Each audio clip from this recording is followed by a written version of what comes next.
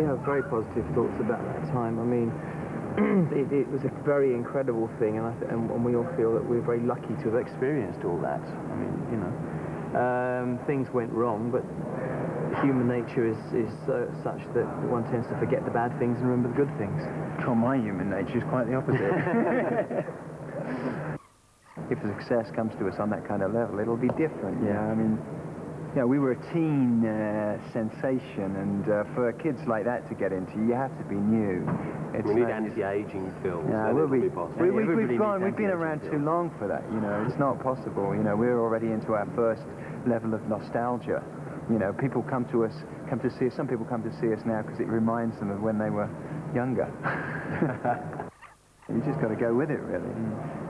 You know, it's just what happens. It's nothing that doesn't happen to anybody in the position we were in during those years, really. And we still want to make better records and play better live shows, and of course we want them to be successful. It's just on a different sort of level. I mean, you know, our lives have changed pretty dramatically, as most people's do, between the ages of sort of 18 and 30-ish. So our perspective is very different, I think, but the things we want to achieve are still sort of the same. When you start out, you know, and you're just out of your teens and you're so self-motivated, everything is completely selfish. You know, now we've all got families, and, you know, that's really important to us. Being a good father is important to all of us, you know. And, you know, I mean, we're just a little less selfish.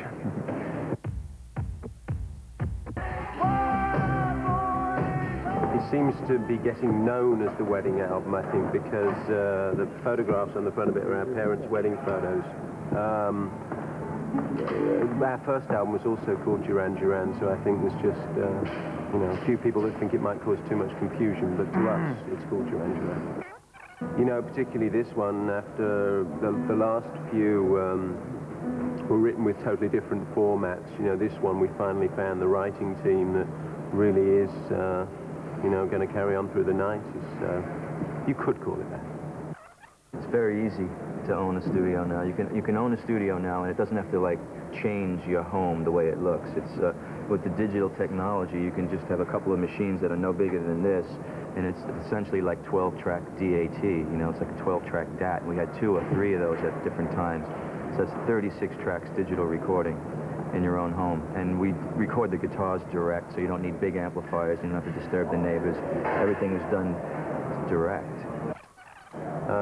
Obviously, because studios are incredibly expensive, and this way you can take your time and really think about things and work when you feel most inspired, as opposed to having to work sort of 6 days of the week and try and do 12 hours every day to make the thing make sense.